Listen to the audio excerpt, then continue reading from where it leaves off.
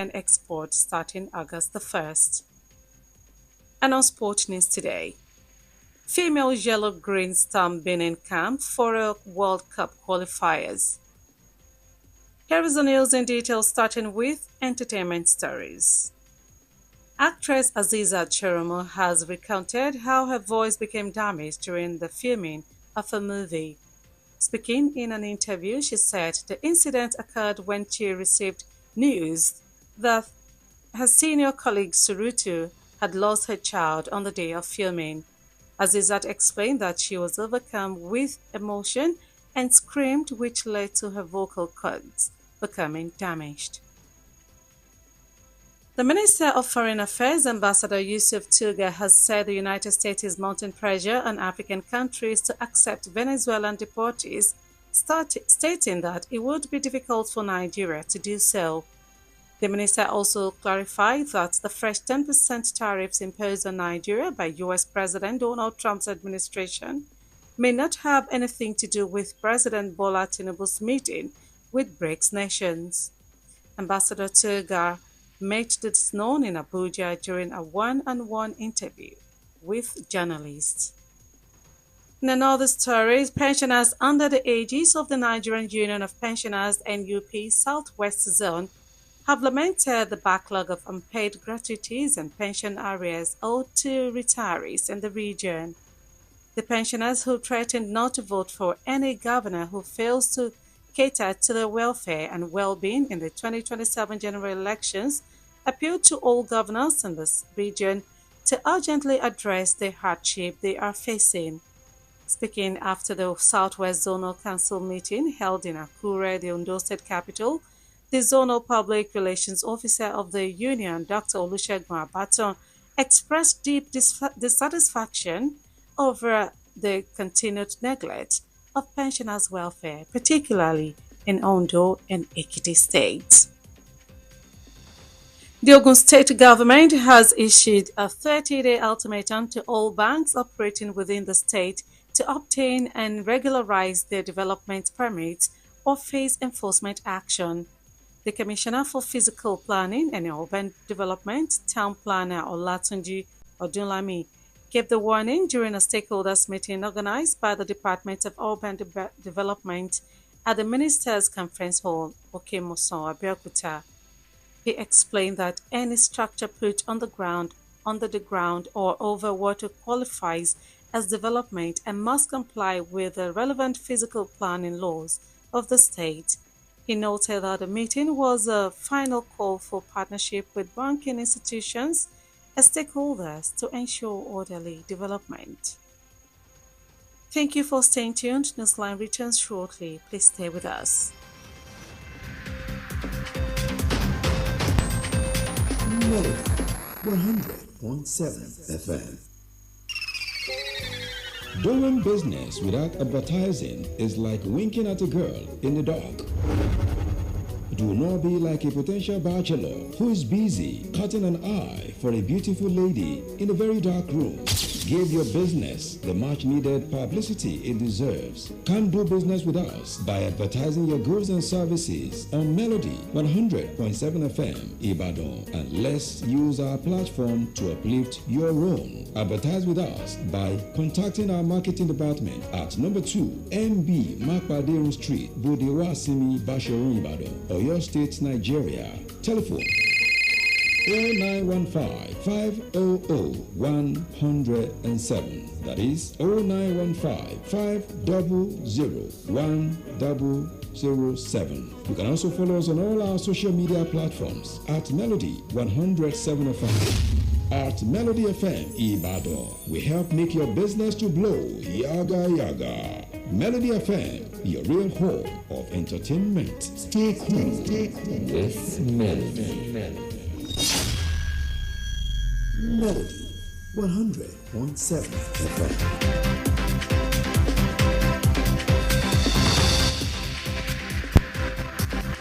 Welcome back. You've been listening to Newsline on Melody 100.7 FM.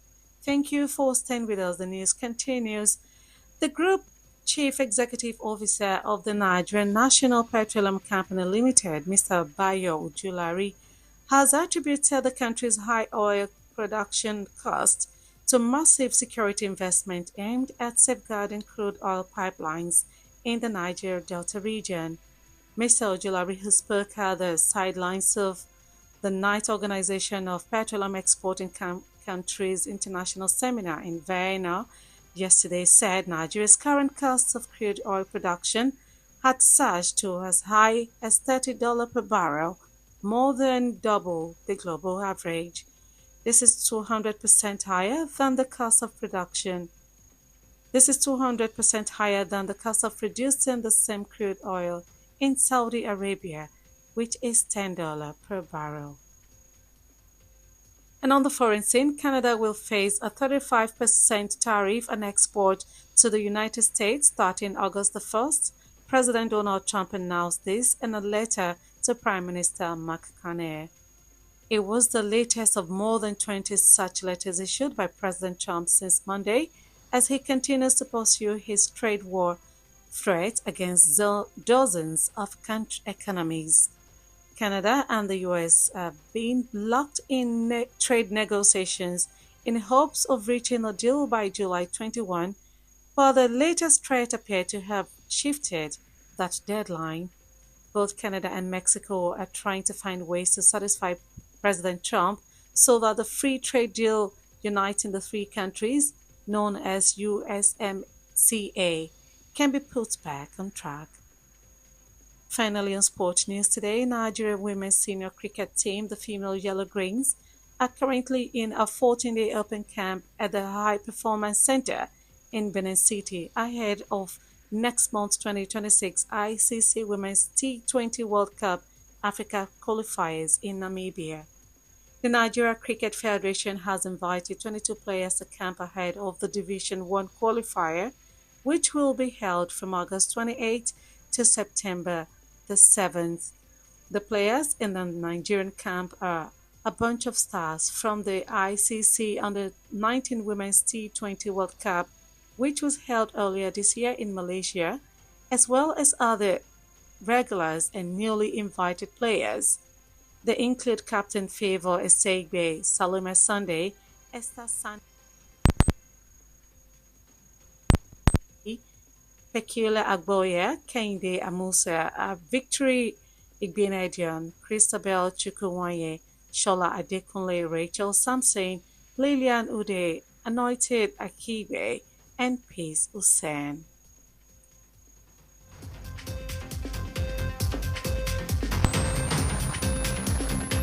Before we end Newsline this afternoon, here is a recap of the highlights. Nigeria rejected U.S. push to accept Venezuelan deportee.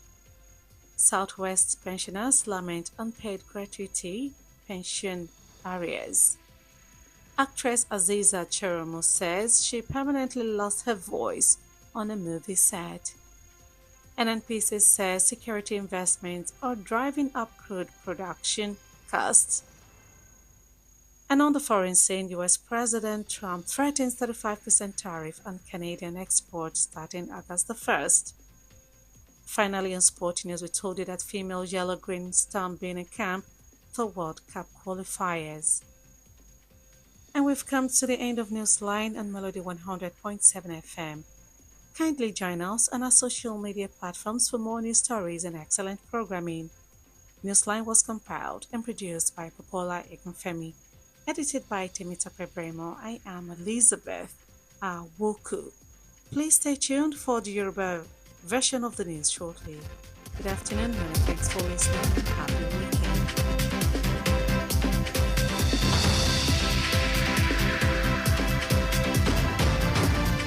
Melody 100.7 FM. Melody FM Bashoron Ibadan. Ó kọjá bẹ́ẹ̀. Melody FM lógbòde o táyé ń gbọ́. Bashoron Ìbàdàn láti gbé ń dá kékelúké. Ìròyìn ní ìkànnì Melody 100.7 FM Ìbàdàn.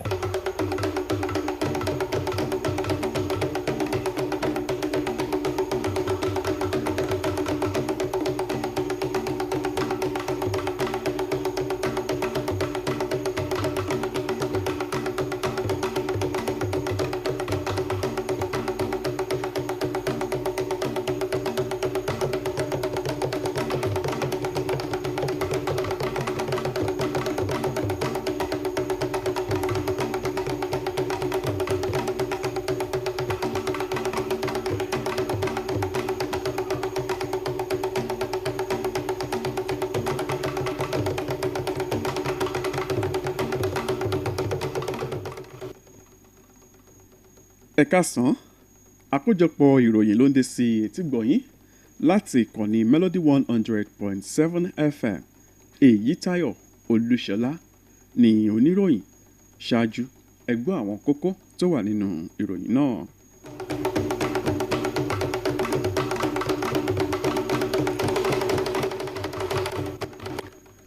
Orílẹ̀-èdè Nàìjíríà ti kọ̀ láti gba ohun tí ilẹ̀ Amẹ́ríkà sọ pé kí wọ́n gba àwọn ọmọ orílẹ̀-èdè Venezuela tí wọ́n lé kúrò níbẹ̀. Àwọn òṣìṣẹ́ fẹ̀yìntì lẹ́kùn ìwọ̀ oòrùn gúúsù orílẹ̀-èdè Nàìjíríà ni wọ́n ti fi àìdùnnú wọn hàn lórí bí wọn ò ṣe rí owó ìfẹ̀yìntì àti àjẹmọ́nú wọn gbà.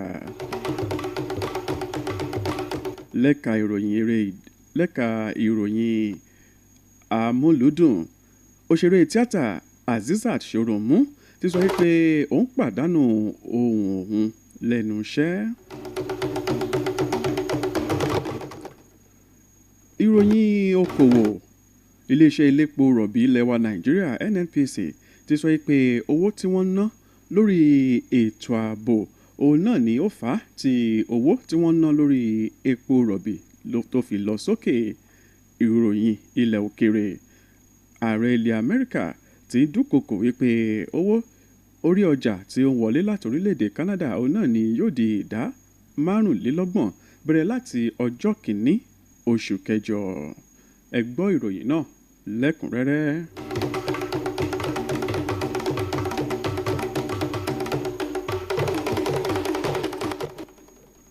Òṣèré tíátà Azizat Ṣòròmú ti sọ pé lásìkò ìgbà tí òun gbáradì fún iṣẹ́ òun níbi tí àwọn ti ń gbáradì fún eré àgbéléwò kan, ó ní òun pàdánù ohùn òun. Ó sọ̀rọ̀ yìí lásìkò ìgbà tí wọ́n fi ọ̀rọ̀ wá lẹ́nu wò, tí ó sì ń sọ pé ìṣẹ̀lẹ̀ yìí òun náà ni ó wáyé o lásìkò ìgbà tí òun gbọ́ ìròyìn kan pé akẹgbẹ́ òun tí gbogbo ènìyàn mọ̀ sí Sùrùtù pàdánù ọmọ rẹ̀. Ó ní ìtara ìròyìn tí òun gbọ́ yìí ló mú kí òun pariwo tí òun sì ṣe bẹ́ẹ̀ pàdánù ohùn òun títí di àsìkò yìí. Mínísítà tó wà fọ́rọ̀ ilẹ̀ òkèrè lórílẹ̀‐èdè wa Nàìjíríà Ambassador Yusuf Tuga ó ní ó ti sọ pé ilẹ̀ Amẹ́ríkà òun náà ni wọ́n sọ fún àwọn orílẹ̀‐èdè ilẹ̀ adúláwọ̀ kan pé kí wọ́n gba àwọn ọmọ orílẹ̀‐èdè Venezuela tí wọ́n lé kúrò ní ìlú ọ̀hún, tó sì sọ pé eléyìí òun náà ni yóò ṣòro fún orílẹ̀‐èdè wa Nàìjíríà. Mínísítà náà tún ṣe àfọ̀mọ́ rẹ̀ wípé ìdá 10 tí ilẹ̀ Amẹ́ríkà fi kún owó orí ọjà tí ó ń wọlé láti orílẹ̀-èdè wa Nàìjíríà sílẹ̀ Amẹ́ríkà òun náà ni kò ní kankan ṣe pẹ̀lú ìpàdé tí ààrẹ Bọ́lá Tinubu ṣe pẹ̀lú àwọn orílẹ̀-èdè BRICS. Ambassador Tuga ó sọ èyí ní ìlú Àbújá lásìkò gbà tí àwọn oníròyìn fi ọ̀rọ̀ wá lẹ́nu wò. Wàyí o, àwọn òṣìṣẹ́ fẹ̀yìntì lẹ́kùn ìwọ̀ oòrùn gúúsù orílẹ̀-èdè wa Nàìjíríà Southwest òun náà ni wọ́n ti sọ pé inú àwọn ò dùn pẹ̀lú bí àwọn òṣèré owó ìfẹ̀yìntì àti àwọn àjẹmọ́nú àwọn gbà lẹ́kùn ìwọ̀ oòrùn gúúsù orílẹ̀-èdè wa Nàìjíríà. Àwọn òṣìṣẹ́ fẹ̀yìntì yìí òun náà ni wọ́n sọ pé yóò nira fáwọn láti dìbò fún gómìnà tó bá kọ̀ tí ò mú ìgbáyé gbádùn àwọn lọ́kùnkúndùn ní ọdún 2027.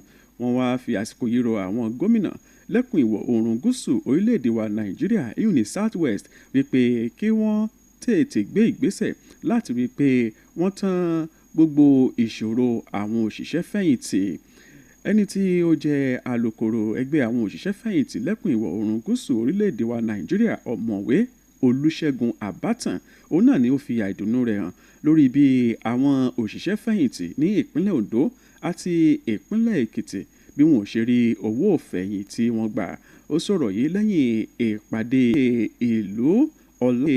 ìlú Ọlátúnjí Ọdúnlámì òun náà ni ó fi ìkìlọ̀ yìí síta lásìkò ìgbà tí ó ṣe ìpàdé pẹ̀lú àwọn èèyàn tí ọ̀rọ̀ kàn ní gbọ̀ngàn ìpàdé kan tó wà ní Òkè Mùsàn ní ìlú Abẹ́òkúta tí ṣe olúìlú ìpínlẹ̀ Ògùn. Níbẹ̀ ó ní ó ti ṣàlàyé pé gbogbo ilé tí wọ́n bá kọ́ sí orí ilẹ̀ àbí tó bá wà ní orí omi òun náà ni ọ̀rọ̀ náà bá wí tó sì ní iye tó yẹ kí wọ́n san fún ìjọba ìpínlẹ̀ Ògùn. àkójọpọ̀ ìròyìn ó ń tẹ̀síwájú.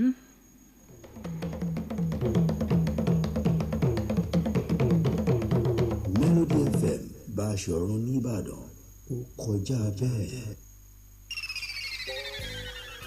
Ǹjẹ́ ìwọ mọ̀ pé ká máa ṣòwò láì ṣe ìpolówó ọjà bí ìgbà téèyàn ń ṣẹ́jú nínú òkùnkùn ni kò ní yọ. Ìpolówó ọjà làgúnmu òwò. Ẹ má dàbí ọ̀dọ́kùnrin tí ń ṣẹ́jú sọ̀sọ̀rọ̀ lọ́mọge nínú òkùnkùn. Ẹ polówó ọjà yín bó ti yẹ. Ẹ wá bá wa dòwò pọ̀ ní ìkànnì Melody 100.7 FM Ìbàdàn. Nípa pípolówó ọjà yín ká sì fi tiwa gbé tiyín lárugẹ. Ẹ kàn sí ẹ̀ka ìpolówó ọjà wa níléeṣẹ́ wa tó wà ní ojúlé kejì MB Mápàdérun Bódè Wàásìmí Báṣọ̀run Ìbàdàn nípínlẹ̀ Ọ̀yọ́ orílẹ̀-èdè Nàìjíríà. Ẹ sì lè pè wá sórí ẹ̀rọ ìbáraẹnisọ̀rọ̀ 0915 500 107 lẹ́ẹ̀kan sí 0915 500 107 FM ní ìkànnì Melody FM Ìbàdàn. À ń polówó ọjà tó kówó yóò sì búrẹ́kẹ́. Melody FM ìkànnì àgbọ̀dúnú ẹ mọ̀ gbádùn ẹ̀ṣọ́. Melody FM Báṣọ̀run nìbàdàn ó kọjá bẹ́ẹ̀.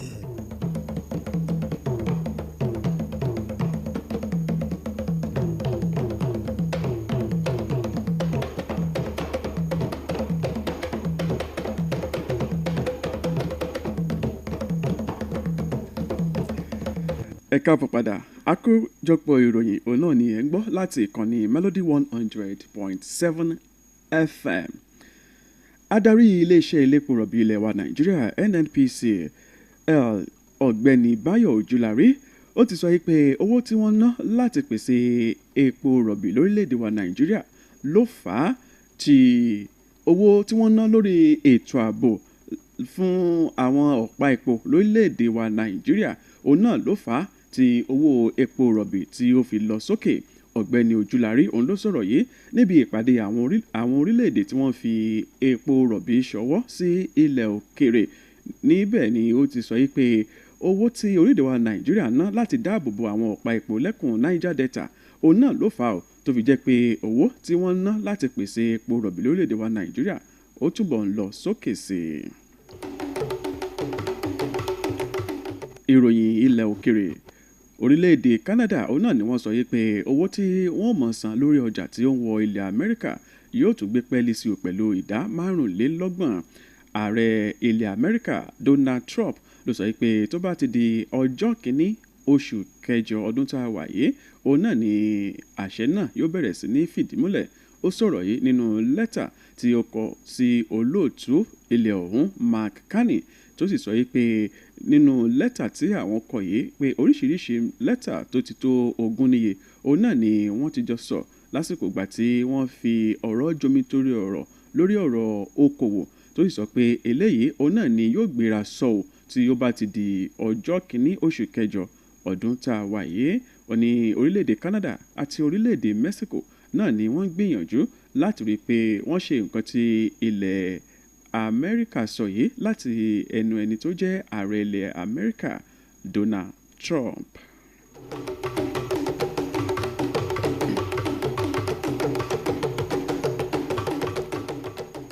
Ká tó mú àkójọpọ̀ ìròyìn wa tọ̀sán ìní wá sópin, ẹ gbọ́ àwọn kókó tó wà nínú ìròyìn náà. Orílẹ̀-èdè wa Nàìjíríà ti kọ̀ láti tẹ̀lé ohun tí ilẹ̀ Amẹ́ríkà sọ pé kí wọ́n gba àwọn ọmọ orílẹ̀-èdè Venezuela. Àwọn òṣìṣẹ́ fẹ̀yìntì lẹ́kùn ìwọ̀ oòrùn gúúsù orílẹ̀-èdè wa Nàìjíríà òun náà ni wọ́n ti fi àìdùnnú wọn hàn lórí bí wọn ò ṣe rí owó fẹ̀yìntì àti àjẹmọ́nú wọn gbà.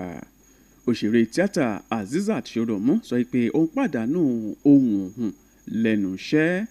Iléeṣẹ́ elépo rọ̀bì ilẹ̀ wa Nàìjíríà NNPC náà ni wọ́n sọ pé owó tí wọ́n ná láti dáàbò bo àwọn ọ̀pá epo ló fà á tí owó epo rọ̀bì lórílẹ̀-èdè yìí fi gbẹnu sókè. Ààrẹ ilẹ̀ Amẹ́ríkà Donald Trump ti sọ pé tó bá ti di ọjọ́ kìíní